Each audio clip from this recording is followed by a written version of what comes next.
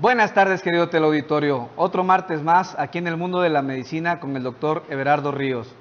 El día de hoy trataremos un tema que en años pasados hasta era un tabú. Es un tema de un área que fisiológicamente es normal, que algo que pues lo vivimos todos los días y algo en lo cual pues al final no lo queremos para nosotros, pero que en algún momento lo vamos a tener que vivir. Se dice que el ser humano y todo ser viviente nace, se desarrolla, se reproduce y tenemos que morir. Cualquier ser vivo es la ley de la vida y la ley fisiológica.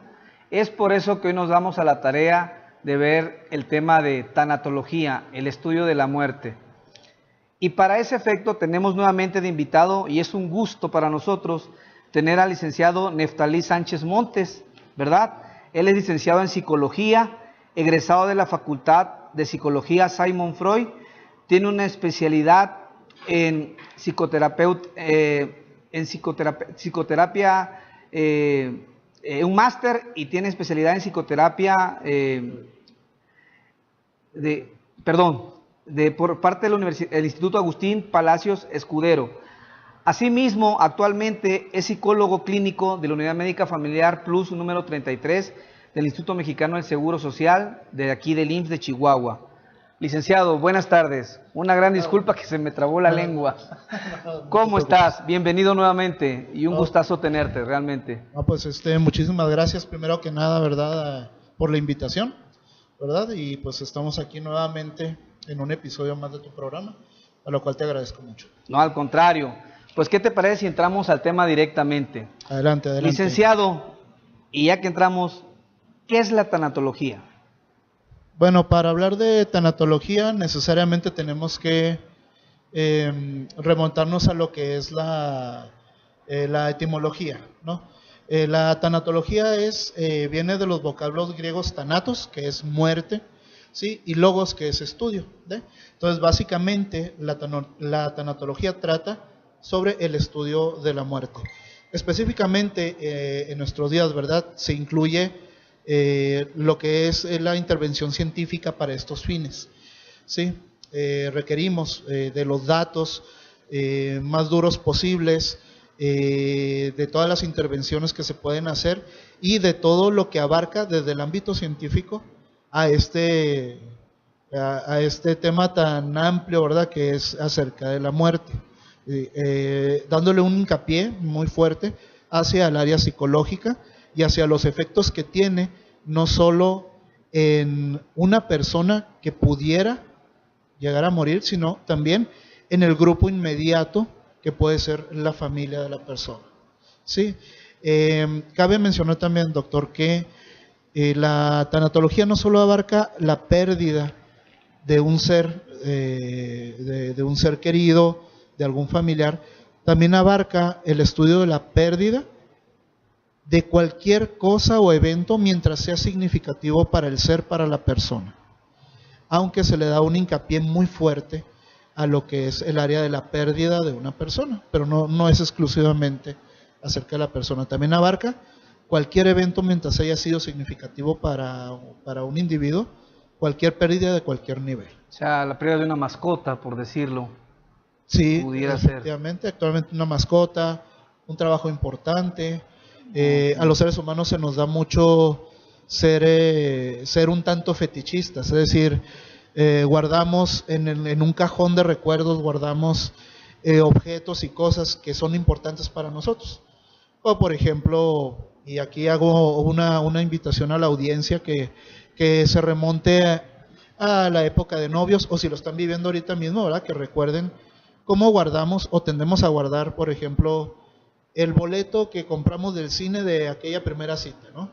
Entonces, ese pedazo de papel que monetariamente no tiene ningún valor en sí mismo, o es muy poquito ese valor, pero un valor emocional o sentimental bastante fuerte y arraigado, ¿sí? Perder un objeto con esas características puede provocar una reacción en el individuo. Y hay ciertas situaciones u objetos que tienen esta cualidad también, ¿no?, de generar esa sensación de pérdida importante, ¿sí?, a raíz del apego emocional que tenemos hacia hacia tal objeto o hacia tal circunstancia. Muy bien, licenciado. Ahora bien, me gustaría que nos dijeras, ya que estamos tú y yo en el área de la salud, y yo sobre todo en el área de la medicina, ¿cómo es que ayuda la tanatología al área médica? Bueno, aquí la tanatología nos clarifica bastante bien, como te mencionaba al inicio, este estudio científico acerca del fenómeno llamado muerte. Es muy importante para el médico, sobre todo el médico familiar, como es tu caso, ¿sí? En el cual no solo tratas a los síntomas de una persona, o sea, tratas a la salud de esa persona de forma integral y a la familia que rodea a esa persona. La tanatología nos va a ayudar, en este caso, ¿verdad?, a entender un proceso que es natural, un proceso que es normal, que es parte de la vida, pero que hay una resistencia muy fuerte de parte del ser humano hacia tal circunstancia.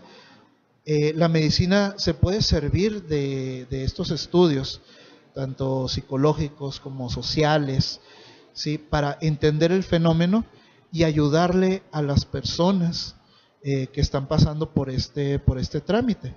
Específicamente me voy a basar mucho el día de hoy en los ejemplos de la pérdida de otro ser humano, pero cabe mencionar, como dijimos hace un momento, que también abarca pérdidas de otros niveles y no solo personas.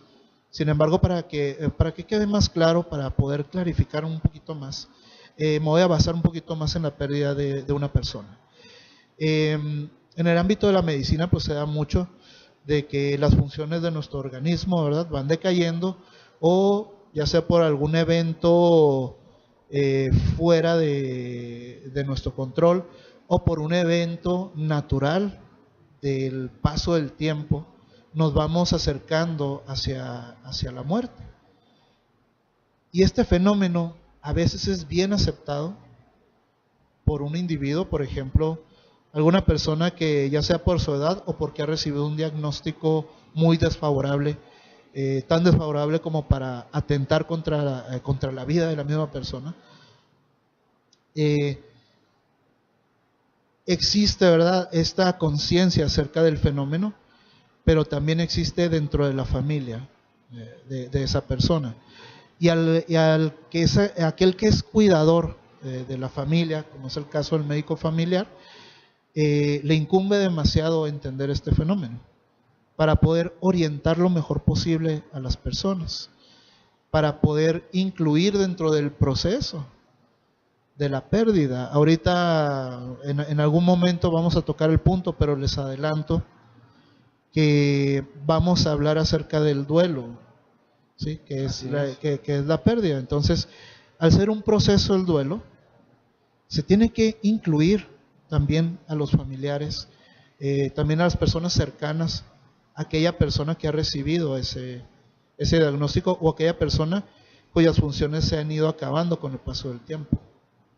Muy bien, licenciado. Ahora bien, tú lo has vivido, me imagino que tienes pacientes. ¿Cómo preparar al paciente para este proceso? ¿Hay alguna terapia, alguna situación?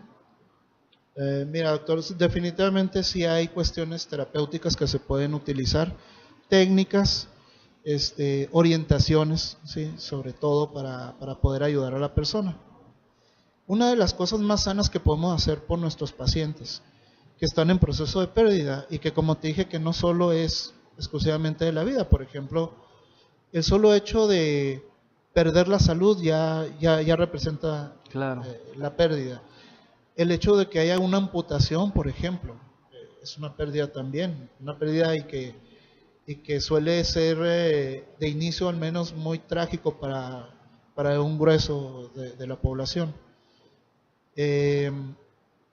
Lo más sano es incluir y orientar a las personas durante el proceso.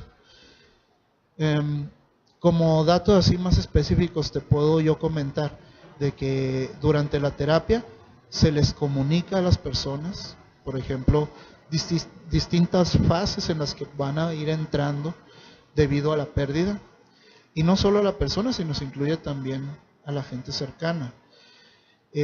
También te puedo mencionar de que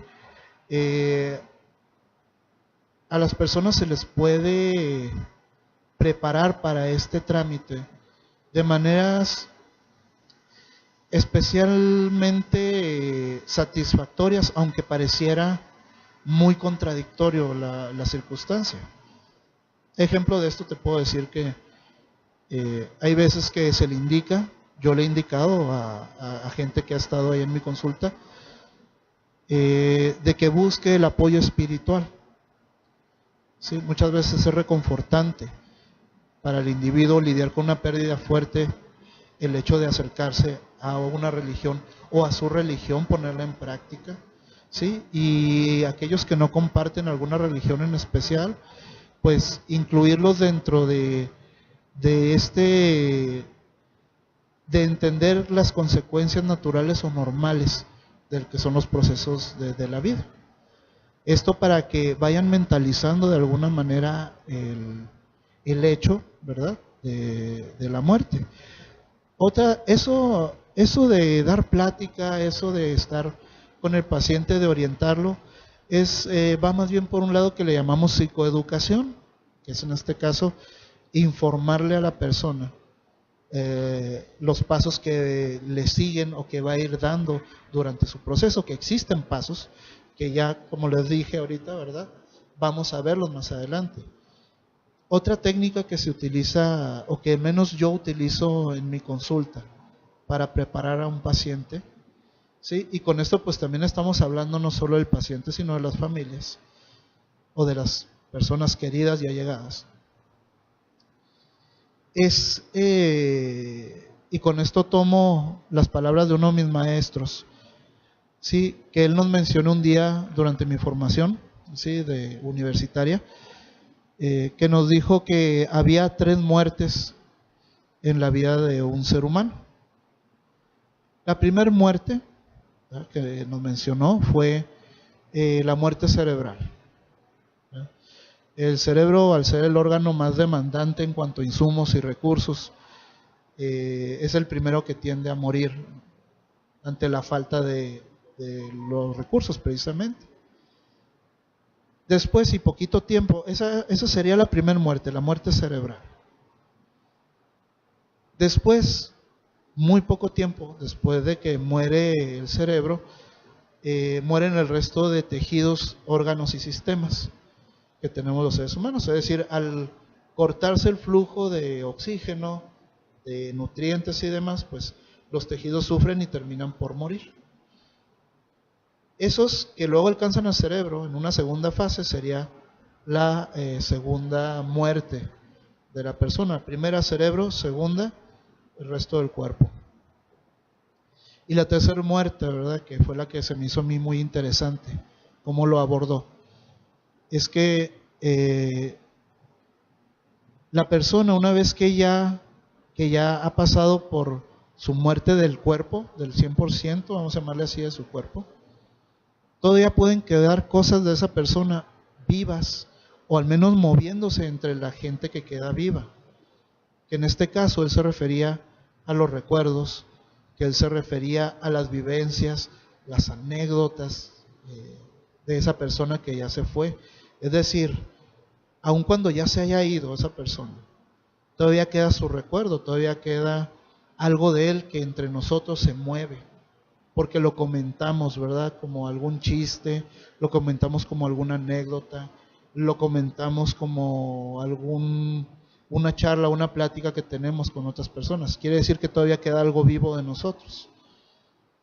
Decía este maestro que la última muerte es el olvido. Es decir, cuando ya nadie te recuerda, es cuando ya es tu tercera y muerte final. ¿Sí?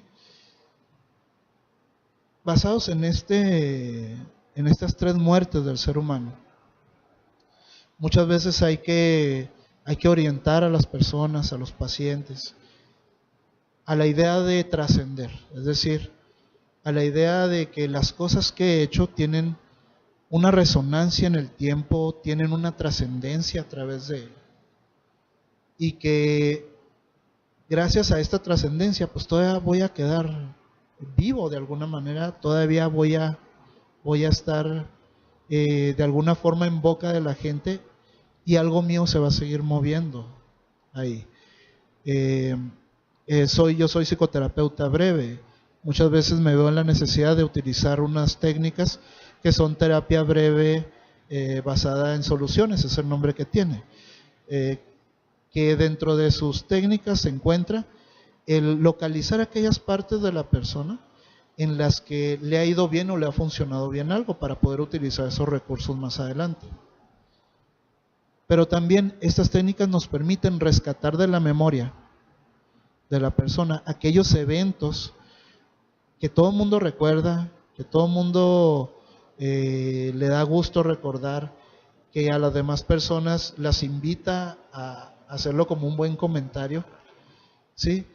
Se le invita a rescatar a esa persona todos esos momentos que ha coleccionado a través de su historia de vida y que le van a ayudar a relajar un poquito el trámite en base a decir, bueno, puede que me falle mi cuerpo, puede que me falle mi cerebro, pero todavía algo de mí se va a seguir moviendo, es decir, he estado trascendiendo de alguna manera, ¿sí?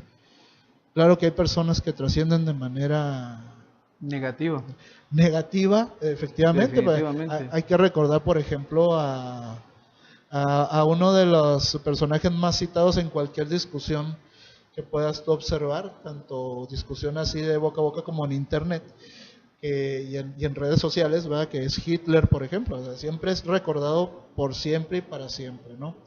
Hay personas que trascienden de esa manera, pero también tenemos a otras personas que trascienden, por ejemplo, positivamente. Nelson Mandela.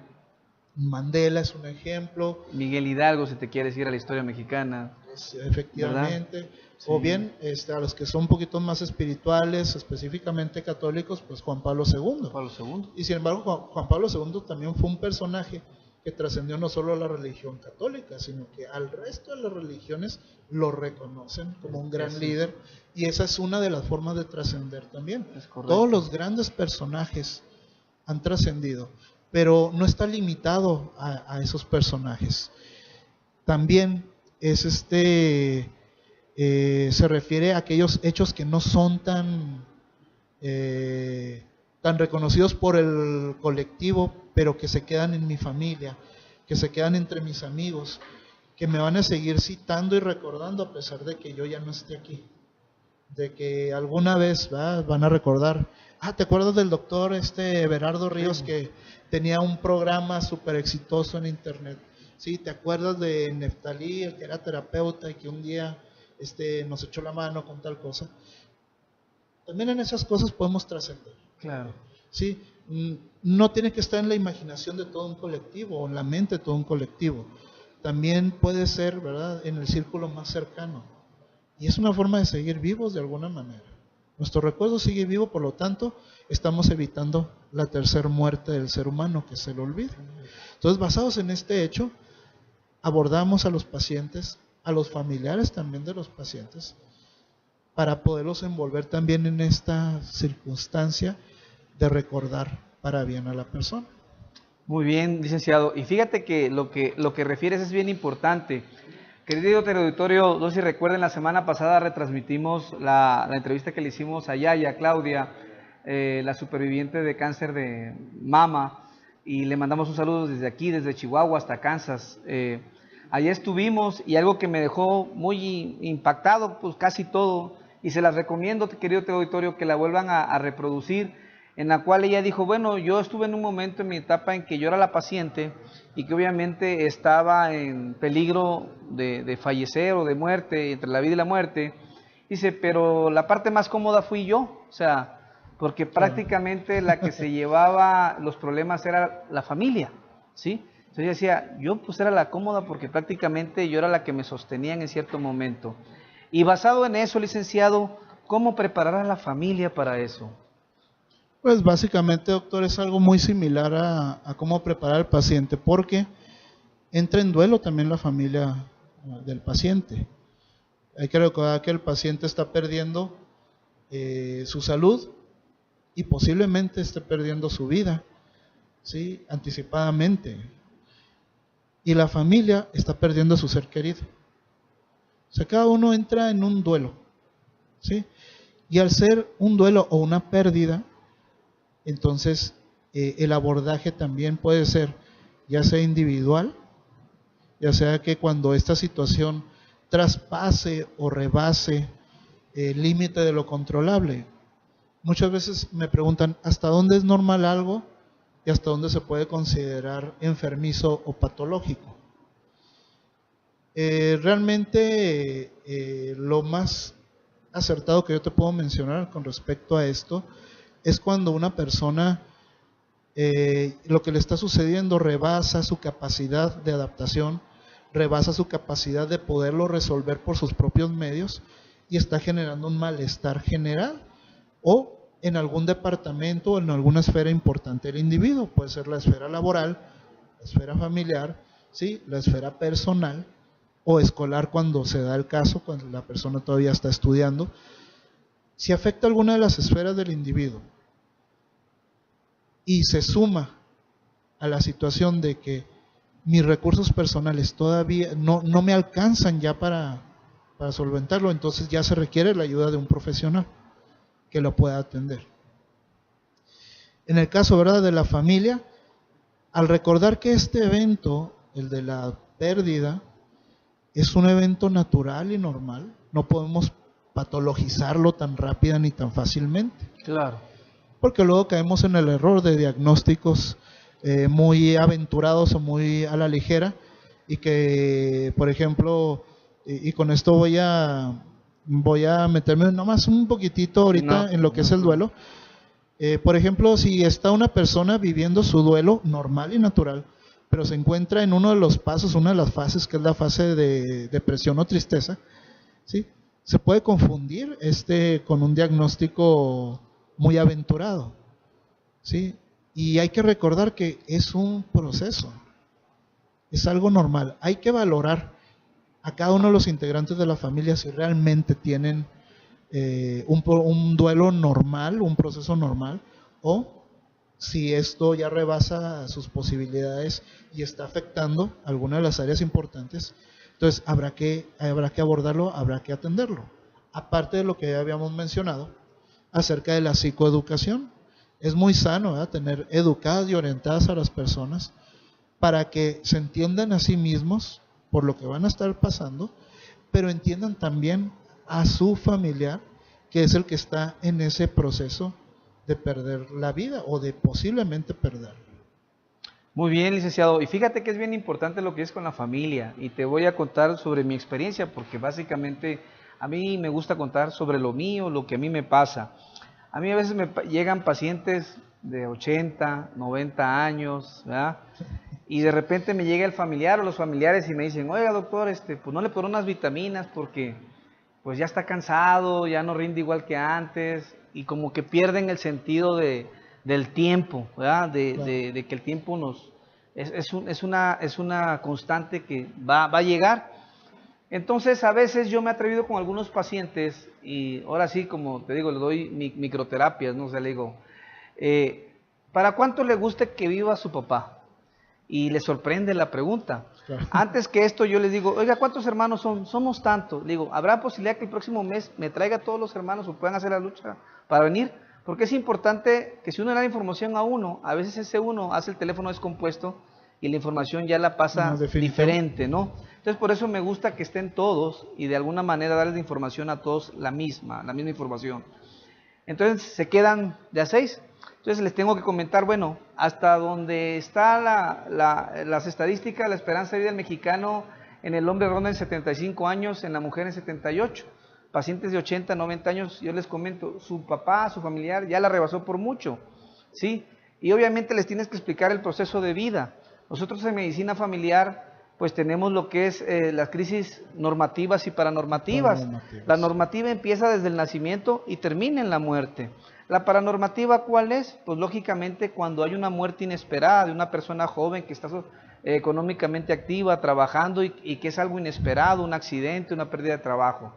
Entonces bajo esa situación sí me he puesto a ver en algunos pacientes esa pequeña situación de decir, pues ya el paciente quiere descansar, no va a haber vitamina, ni, digo, no soy Dios para, a veces le digo, no soy Dios para para Claro. decir que todo lo que digo es verdad, pero desgraciadamente nos regimos sobre la ley de la vida y de la fisiología.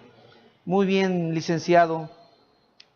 Yo esta pregunta la tengo y en algunos programas siempre he abogado porque las cosas se difundan. En este caso, la muerte, la tanatología, ¿cómo se podría preparar una comunidad, la sociedad para asumir ese rol, enfrentarlo? Qué interesante pregunta.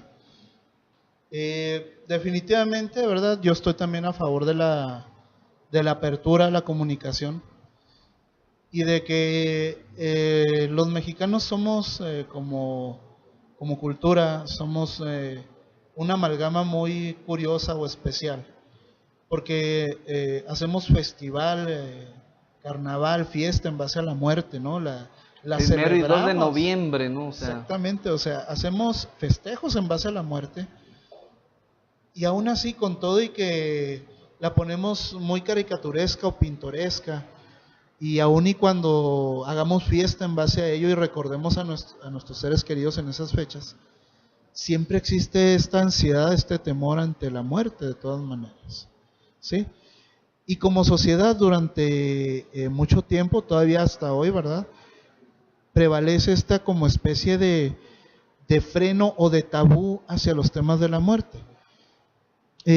Por ejemplo, yo te puedo mencionar de mi experiencia personal cuando yo todavía vivía con mis padres, cuando era chico. Si yo comentaba algo como, ¿cómo irá a ser cuando yo me muera? Que eran cosas de niño, ¿no? O de muy jovencito. E inmediatamente, no faltaba que, cállate, no digas eso. Sí, no invoques a eso, ¿verdad? Inmediatamente está como que este freno. Sabemos que vamos para allá. Entendemos que la muerte es un trámite que todos vamos a pasar. Y aún así, ¿verdad? Se tapa, se calla, se prohíbe. Desde mi punto de vista, nos da miedo nos da, hablar. Exactamente, siquiera hablarlo, o sea. Sí, es correcto. Por ejemplo, yo recuerdo también, ¿verdad? Cuando mi papá arregló de que compró terrenos en el panteón, ¿verdad? Y todo esto para en el caso de, ¿verdad? Se puso muy tenso el ambiente en la familia. Sí, claro que él llegó haciendo una broma, ¿verdad? Que nos dio mucha risa, porque llegó con la noticia con mi mamá y le dijo, oye, adivina qué, compré unos terrenos, le dijo a mi mamá. Y cuando pregunta a mi mamá que si dónde están, digo, están ahí en el Panteón Colina, le dice. Claro que mi mamá se puso así, se choqueó, ¿verdad? Sí. Claro que pues mi papá estaba arreglando algo previamente. En el caso dado que se fuera a utilizar, ya sea por alguno de ellos o por alguno de nosotros como hijos, esto fue hace ya algunos años, y se puso tenso el ambiente, ¿no? Porque hablar de la muerte asusta, espanta. Igual cuando arregló su testamento, también el ambiente estaba tenso, ¿no? Desde mi punto de vista, ¿verdad? Como psicólogo y como terapeuta, yo estoy a favor de que se difunda, que haya información y que incluso, ¿por qué no?, hasta se dé como un tema de la currícula normal de materias que debe de llevar, sí, un niño incluso desde primaria. Y con esto, ¿verdad? No estoy invocando a nada, ni... No, su ni punto de vista muy personal. Sin y embargo, muy válido. ¿verdad? El tener esa información, el que el niño se familiarice desde temprana edad y con formación científica, con formación de descubrimiento del mundo, porque es una parte del mundo, es la muerte, es parte de la vida, beneficiaría mucho a la hora de afrontar una circunstancia. Si los que estamos a cargo de niños, sea como padres, como tutores, maestros, médicos y demás personal, ¿verdad? Que nos encargamos de educar a las personas hasta cierto punto, lo vemos como un proceso natural y se lo ofrecemos a las personas como un proceso natural. Quizá vaya cambiando esa visión que hay acerca de la muerte. Quizá con el tiempo, ¿verdad? Sobre todo las generaciones de más pequeños, pues vayan creciendo con esto, ¿sí? Actualmente podemos valernos de herramientas maravillosas que nos dan las películas de animación actual, como El Libro de la Vida, como Coco, por ejemplo, que es un abordaje muy, muy padre acerca de la muerte. O bien también podemos ver películas un poquito más serias, en un plano más serio, pero igualmente importante. Por ejemplo, no sé si recuerdas la película de El extraño caso de Benjamin Button, ¿sí?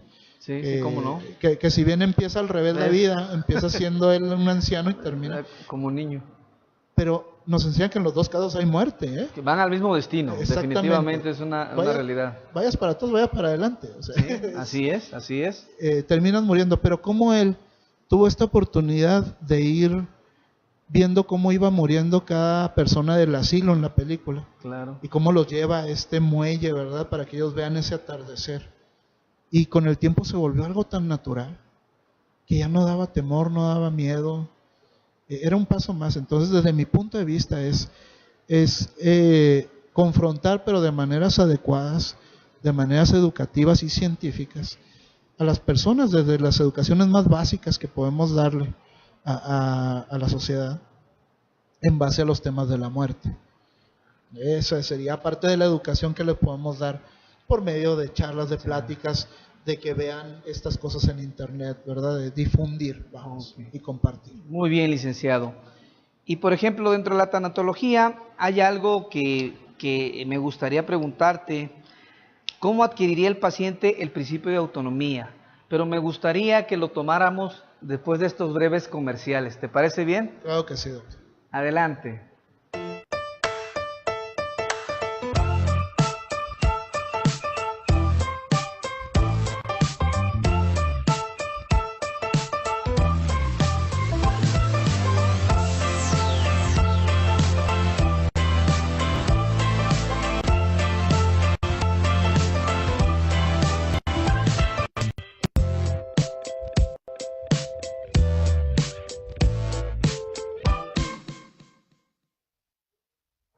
Volvemos, querido teleauditorio. Estamos con el licenciado Neftalí hablando sobre tanatología. La pregunta que quedó pendiente, licenciado: ¿cómo adquiere el paciente el principio de autonomía? Híjole, primero que nada, es muy interesante también esta cuestión, sobre todo porque puede desatar cierta polémica. Aquí es garantizar uno de los derechos más fundamentales que tenemos los seres humanos, que es el ejercicio de nuestra libertad. Darle esa oportunidad a la persona, ¿verdad?, de elegir cuál es a lo mejor el tratamiento que le gusta más, que le parezca mejor. ¿Sí? Hasta dónde luchar, hasta dónde dejar de hacerlo.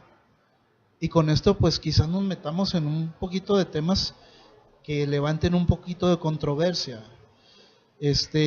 Darle esa libertad a la persona es devolverle esa dignidad de elección, que de alguna forma se la quita, por decirlo de alguna manera, el hecho de tener alguna enfermedad en fase terminal, o el hecho de simplemente estar enfermo de alguna manera. Por ejemplo, una diabetes en sus meros inicios, ¿verdad?, cuando todavía quizás le queden muchos años a la persona de sobrevida, es sumamente restrictivo, porque te empiezan a bombardear con cosas como: no puedes comer esto, olvídate del refresco, no puedes fumar, es decir, tienes que hacer ejercicio, y es de alguna manera atacar la autonomía del paciente. Es algo con lo que luchan continuamente ustedes los médicos, claro, ¿verdad? Sí, definitivamente. Que luego se les crispan o se les ponen así, o que cuando ustedes los chequean, lo revisan, pues, y ven cómo no avanzan esos laboratorios, ¿verdad? Que no van hacia un buen lugar esos laboratorios. Es porque hay esta resistencia. ¿Por qué existe esta resistencia? Por la situación de la pérdida de control y de autonomía sobre mí mismo. No me gusta la idea de que alguien venga, me diga, de que alguien me prohíba y me restrinja las cosas que yo quiero hacer y que yo como adulto y en mi ejercicio de libertad quisiera hacer. Es devolverle un poco esa dignidad. Sin embargo, no es nada más déjalo hacer lo que quiera, porque entonces nos vemos en una especie de bucle, una especie de callejón sin salida, en el que nos preguntemos, bueno, ¿y hasta dónde es bueno o es sano que ya no acepte un tratamiento el paciente? Porque está cansado, o porque simplemente está en una fase depresiva de duelo, en el cual se ha rendido en ese momento, y le permitimos que ya no reciba ningún tratamiento.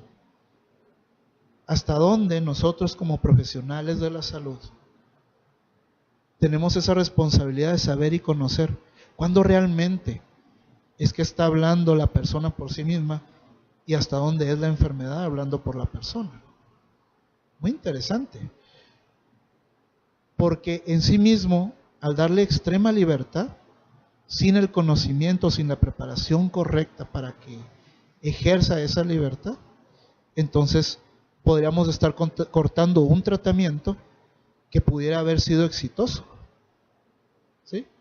Y de la otra manera, si nos aferramos a que tome los tratamientos, si los increpamos, si los molestamos, ¿verdad? Con esta necedad o terquedad de que tomen un tratamiento, ¿hasta dónde le estoy disminuyendo su calidad de vida? Es una pregunta sumamente interesante la que tienes ahí. Habrá que ver, ¿verdad? Mi voto, ¿verdad? Mi comentario con respecto a esto es que debe haber una comunicación más efectiva entre un equipo multidisciplinario, ¿sí? En el cual se incluya enfermería, medicina, psicólogos y demás profesiones que se encarguen del cuidado de pacientes, pues para poder hacer un mejor abordaje y poderle ofrecer de una manera lo mejor orientada, con las mejores bases posibles, para que entonces la persona de manera consciente y libre tome la mejor decisión posible. Fíjate que es bien importante lo que dices y me voy a basar en dos hechos. El primero, pues que en otros países existe la libertad de muerte, la eutanasia asistida. Todavía en México creo que no la tenemos permitida ni legislada, pero nadie se ha puesto a pensar ni a estudiar ni a dialogar el caso, ¿no? Pero en otros países es algo natural. Y voy a comentar, permitirme algo familiar. Hace poco falleció la hermana de mi mamá, la más pequeña de ellas, y me sorprendió porque pues le mando un saludo a mi prima Sofía Suárez hasta Tijuana. Ella iba a cumplir años y pensaba hacerle una fiesta pues para que llegaran todos los hermanos y todo, ¿no?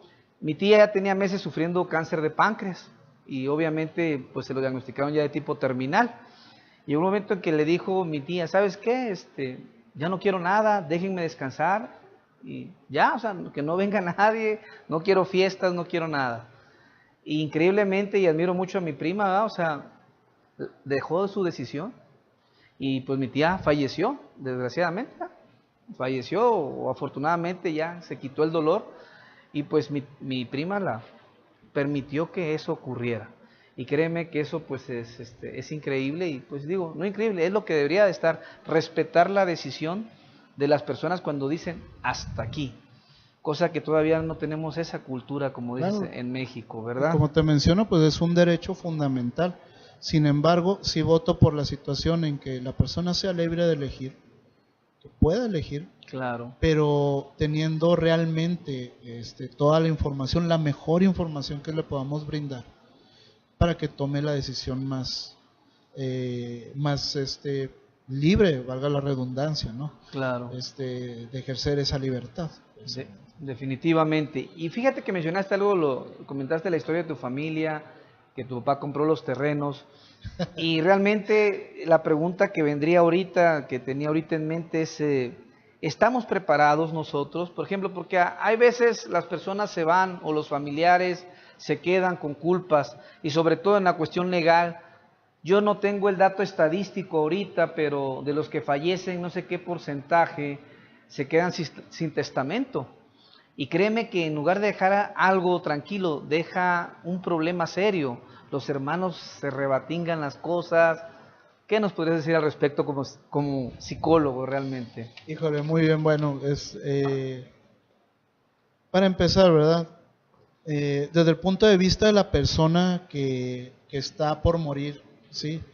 O de la persona que tiene una enfermedad seria, Es bueno que mentalmente hablando, ¿verdad? Es saludable que tienda a cerrar los ciclos de todos los niveles posibles, tanto los ciclos legales como los ciclos personales. Te voy a comentar el por qué o el cómo es esto. Nuestro cerebro, nuestra mente, cuando hablo cerebro y mente me refiero a lo mismo, ¿sí? Porque son una unidad que no la podemos dividir. ¿Cómo funciona? Nuestra mente tiene vamos a ver si tiene ciertas leyes que ya están escritas en ella. Una de ellas es la ley de cierre, así se le llama. Esto significa que, por ejemplo, lo que está inconcluso, la mente tiende a concluirlo.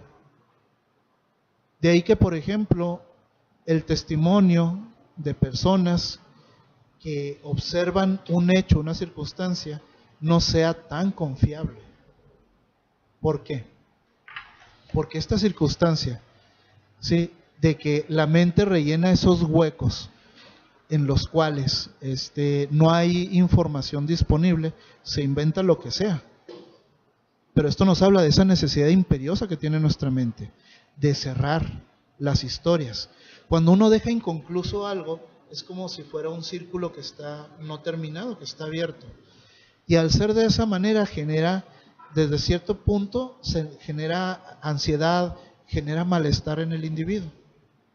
Tanto las broncas personales, los problemas personales que tiene el individuo y que tiene que cerrar y arreglar, a lo mejor se peleó con alguien, ¿verdad? Que tiene muchos años ya sin hablarle, es bueno que cierre ese ciclo. Sí, es bueno que tenga alguna despedida. Incluso me ha tocado a mí poner algunos ejercicios con algunos de mis pacientes en los cuales le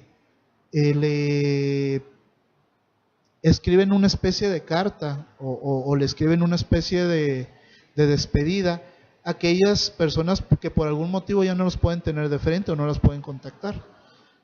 Este tipo de cosas, ¿verdad? Son las que ayudan a cerrar esos ciclos precisamente. Eso por el lado psicológico, ¿verdad? Tendemos a cerrar estos ciclos. También cuando hay una cuestiones de ramo legal, como por ejemplo lo que mencionaste, doctor, de los testamentos, como por ejemplo de arreglar escrituras y todo esto, me ha tocado tener experiencias, ¿sí?, de personas a las que yo aprecio mucho, que yo quiero mucho, en la cual al fallecer, por ejemplo, el papá, pues ha tardado años, más de una década en arreglarse esa circunstancia. Es bueno que la persona cierre ciclos, es bueno que la persona arregle las cosas cuando aún tiene vida, aun cuando aquel que alce la voz y que diga, oye papá, oye mamá, ya arreglaste tu testamento, pues suene un tanto frío o frívolo o materialista. Si dejamos un poco de lado esa parte del tender a creer que somos materialistas por este hecho, le estamos dando la oportunidad a nuestra familia, le estamos dando oportunidad, ¿sí?, a nuestros seres queridos, de no tener más problemas. De hecho, véanlo también por ese lado, por el lado de ser un acto de amor incluso, el que le voy a dar esa oportunidad a mi familia de no batallar después de que yo ya no me encuentre, después de que yo ya no esté. Entonces es muy bueno que la persona, ¿verdad?, pues tenga esta circunstancia de poder cerrar ciclos y de arreglar, ¿verdad?, su situación. Muy bien, licenciado. Si me lo permites, vamos a ver preguntas y comentarios de nuestro amable teleauditorio. Adelante. ¿Verdad? Martín Sánchez, Susana Valerio, muy agradable programa. Maggie, March nos saluda. Lupe Ruiz, que siempre nos saluda semana con semana. Martín Salud. Sánchez también. Carla Granado, semana con semana. Alonso Chávez, nuevamente, bienvenido amigo. Otra vez que nos saluda semana con semana, que muy excelente programa. Asimismo, Servando Mayor, bienvenido nuevamente, quien nos acompaña semana con semana. Un saludo. Muchas gracias. Mirna Guadalupe está viendo el programa, la profesora, me imagino que es. Gerardo Cortinas nos manda a saludar, el compañero. Mabel Pérez, que un saludo. Elder también está viendo el programa, Mabel, Evelyn Peralta, Sandy Tehuitzil desde Cholula, Puebla, Saludos. la doctora Rosalía Burrola, compañera del trabajo, excelente, gracias por su preferencia, Ina Torres, y bueno, un sinnúmero de felicitaciones, Neftalí, y de agradecimientos, y que el programa está muy bien. Y bueno, ¿qué te parece? Pues continuamos con la siguiente pregunta, que yo creo que es la base de todo, ¿qué es el duelo, Neftalí? El duelo, muy bien. Hemos estado hablando básicamente todo el programa del duelo. No lo hemos abordado todavía por completo, ¿no? Pero el duelo es dolor. El duelo está porque duele. Por eso es un duelo. El duelo es el proceso normal y natural ante la pérdida de algo importante o significativo para mí. Sea una persona, sea un objeto, una mascota, una situación cualquiera. El hecho de perderlo y que sea muy significativo para mí, voy a entrar en este proceso de adaptación. El duelo es un proceso de adaptación. Suele ser desagradable, suele ser realmente duro o complicado porque genera emociones muy desagradables. Aún así, con todo y que sea desagradable, sigue siendo un proceso totalmente normal o natural. El duelo tiene 5 estadios o 5 fases, ¿sí? Estos estadios o fases, la primera es una muy obvia y la última, después de ella ya no hay más pasos. Por lo tanto, la primera y la última son los dos que están casi fijos al inicio y casi fijo al final. Las otras van a estar, sin importar el orden, van a estar brincando entre ellas en lo que se resuelve el duelo. Ahí les explico. La primera fase es la reacción más natural ante un evento. ¿Qué pasa, doctor? ¿O cuál es tu reacción más natural cuando alguien te llama y te dice que pasó una terrible noticia? Negación. La negación. Inmediatamente decimos, no sé. O inmediatamente decimos, híjole, ¿será verdad? Si estamos hablando al teléfono, decimos, ya verificaste, ¿es en serio? ¿Sí? Es la reacción más natural del ser humano, el mecanismo de defensa más básico de nuestra mente es negar que está pasando algo que no nos gusta, que no queremos. ¿Sí? Ese sería el primer paso. Que casi siempre es el primero por el hecho de ser la reacción más natural del ser humano. Después, y sin orden, siguen otras 3, sin orden específico, siguen las siguientes 3, que es depresión o tristeza, se le llama, dependiendo también del autor que lo maneje, en la cual realmente tenemos estos rasgos o síntomas depresivos sin ser una depresión clínicamente hablando. Pero tenemos esos rasgos y es en donde lo comentábamos hace rato, en el que a lo mejor un psicólogo, un médico o un terapeuta lego o con poca experiencia pudiera confundir esta fase con una depresión, ¿no? De ahí lo importante que es tener unas bases bien fundamentadas, ¿sí? Y es en la cual pues nos va a dar ese bajón, esa tristeza, esa pesadumbre, esas ganas de no salir, esas ganas de no comer o comer en exceso, ¿verdad? Como son síntomas depresivos. Pero son pasajeros. La diferencia con un cuadro clínico de depresión es que en la depresión pues los síntomas son mucho más floridos y aparte que son más intensos, ¿sí? Y de mayor durabilidad. En un duelo, esa es una de las fases, ¿sí? En la que podemos pasarlo en unos cuantos segundos o podemos tardarnos algunos días en ello. O incluso podemos avanzar otras fases y regresarnos otra vez a la depresión. Es estar triste, apesadumbrado, estar con mucha carga de tristeza y melancolía sobre nosotros. La siguiente fase es la de ira o coraje. Esta fase, pues como dice su nombre, se basa en el hecho de enojarse fuertemente con la situación, conmigo mismo, con la vida, con mi familia. A veces la persona le dicen, oye, ¿sabes qué? Es que tienes diabetes, sabes que tienes cáncer. A veces hay una autoagresión, a veces hay una reacción de decir, ¿y por qué diablos no me porté bien? ¿Por qué diablos no comí como debía comer? ¿Por qué no le hice caso? ¿Sí? ¿Por qué no hice y de esta manera? De tal forma que pues, se convierte en una autoagresión. También en esta fase, en esta etapa de ira, también a veces hay reacciones contra Dios, aquellos que son creyentes. Así es. Pero ¿por qué si yo no hice nada para merecer esto, por qué me lo estás dando en este momento? O bien, es un castigo que me está mandando Dios por este tipo de situaciones o cosas, ¿sí? Y nos enojamos contra esa entidad, ¿no? También podemos enojarnos contra el médico. Definitivamente. Yo creo que tú has tenido algunas experiencias Sí. de ese tipo. No sé si me permites comentarte Claro, claro, una adelante, pequeña adelante, no, anécdota. adelante, adelante. Sabes que hace algún tiempo, ¿verdad? Me abordó un médico nefrólogo y me comentó, al ser médico nefrólogo, pues es portador de malas noticias muchas ocasiones, muchas veces. Sí, la función del riñón cuando se va apagando, pues no recuperable hasta donde yo tengo entendido. Entonces Cierto. va disminuyendo hasta que llega el punto en donde ya pone en riesgo, en peligro la vida del paciente. Y claro que el médico tiene que dar esta noticia, ¿sí?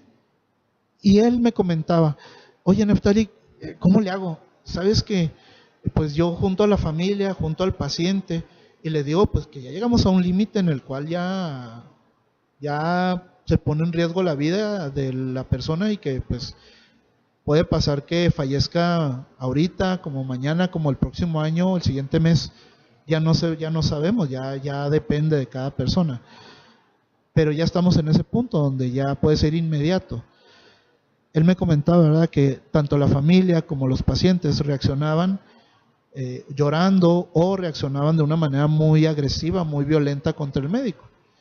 Y él me comentaba, es que me gritan, me insultan, me ponen en tela de juicio incluso mi conocimiento.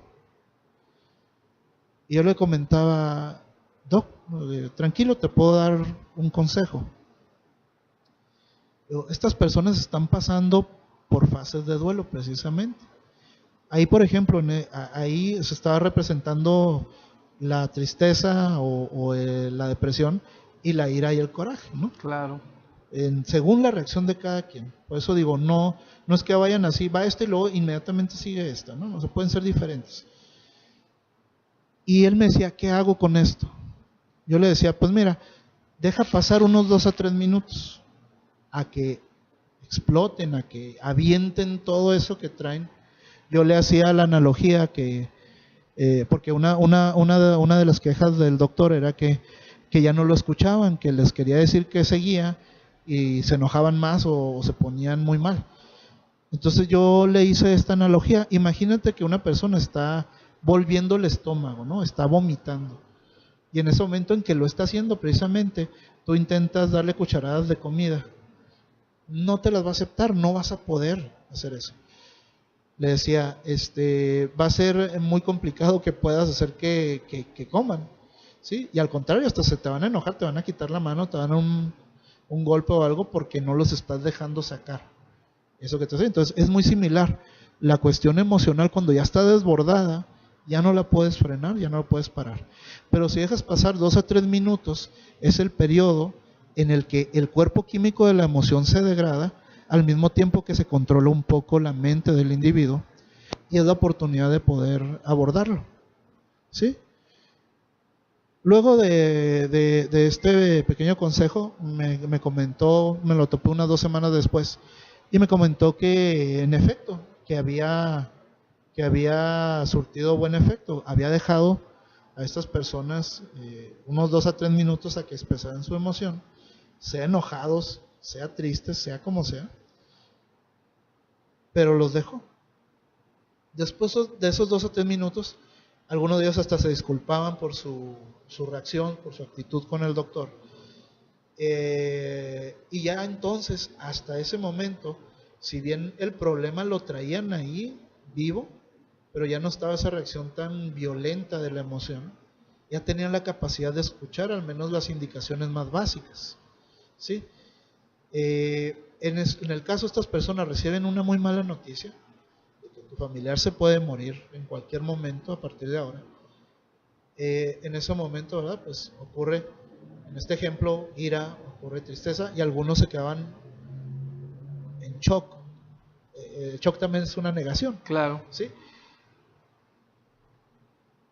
Cuando se le da esta oportunidad a la persona de darle un cierto espacio, le damos esta oportunidad a que termine de explotar, entonces ya nos puede escuchar, nos puede entender, y esto sirve para cualquier tipo de duelo en cualquier lugar, sin importar que no sea de ramo médico. Luego de esto, ¿verdad? Ya le expliqué al doctor las siguientes fases del duelo que puede vivir un paciente. La ira y el coraje, pues es despotricar contra el que sea, contra el que se deje, incluso contra Dios. Y después de esa fase sigue una fase llamada negociación. La negociación es esta fase en la cual la persona intenta, tiene un ligero estado de ánimo más estable, o sea, se eleva incluso el estado de ánimo y tiende a confundirse con que, ya se le está pasando, ya está bien. No. Lo que pasa es que intenta negociar con la vida o con Dios, o intenta negociar, bueno, si me porto bien, entonces tú, Dios, me vas a quitar esto que tengo, ¿no? me vas a curar. Si de ahora en adelante me porto bien, ¿verdad? Pues mi cuerpo va a empezar a reaccionar adecuadamente y puede que no sufra. Es decir, intentamos negociar con las situaciones, con la vida, con Dios y con quien sea, con tal, ¿verdad?, de que nos quite ese malestar o esa enfermedad o esa pérdida que estoy sufriendo. Cuando pasa de esta manera, ¿sí?, al no tener una respuesta, entonces puede volver cualquiera de las otras fases.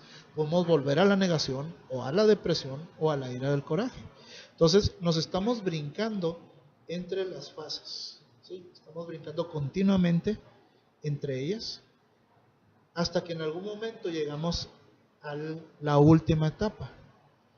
La última etapa, y esta sí es la última que hay porque es la fase de aceptación. Una vez que la persona aceptó, pero que realmente aceptó, ya no intenta negociar con algo o con alguien, ya está realmente aceptando su circunstancia y lo que venga de aquí en adelante, tanto el paciente como la familia. Llegada a esa fase, se resuelve el duelo.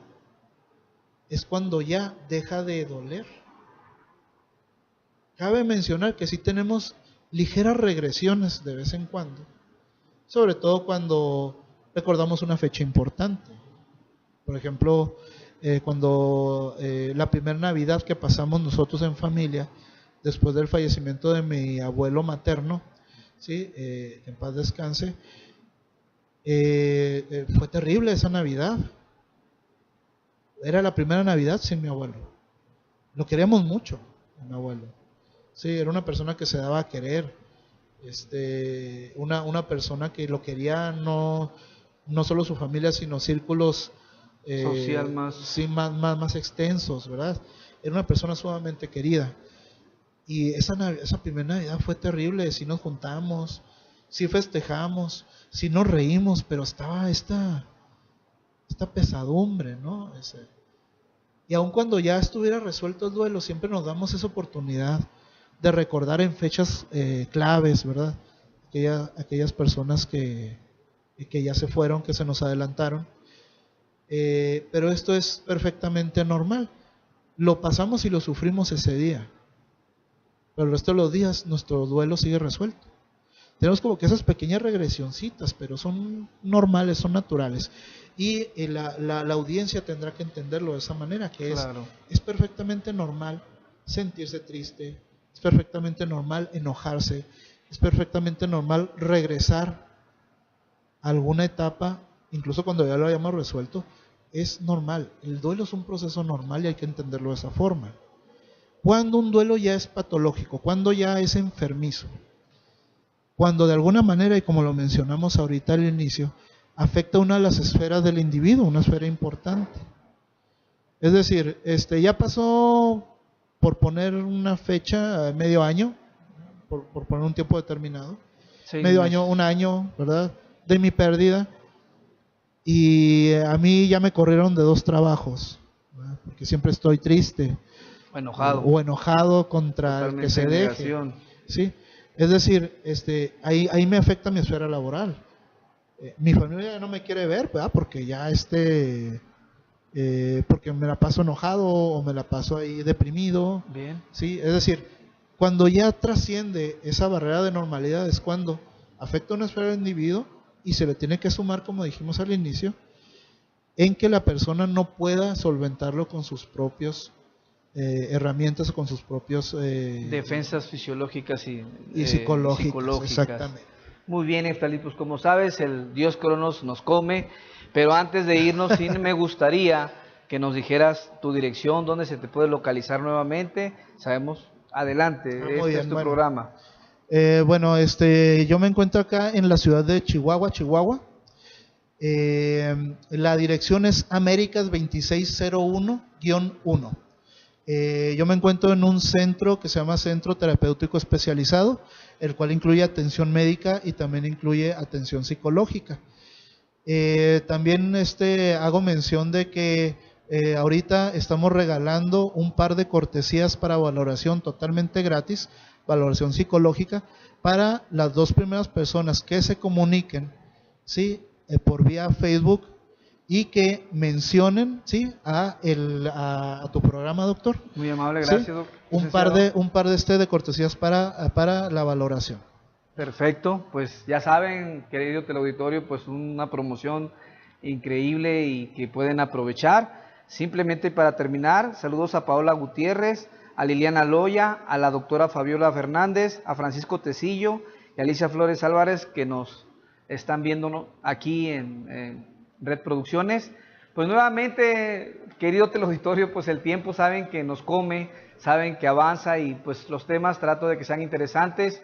Estamos en contacto permanente con ustedes de los temas que nos piden y créanme, ya tenemos algunos ya para la próxima semana y para las próximas semanas. Pues sin nada más que agregar, que pasen una feliz noche y nuevamente los espero aquí próximo martes 8 de la noche en Red Producciones, El Mundo de la Salud con el doctor Everardo Ríos. Hasta luego.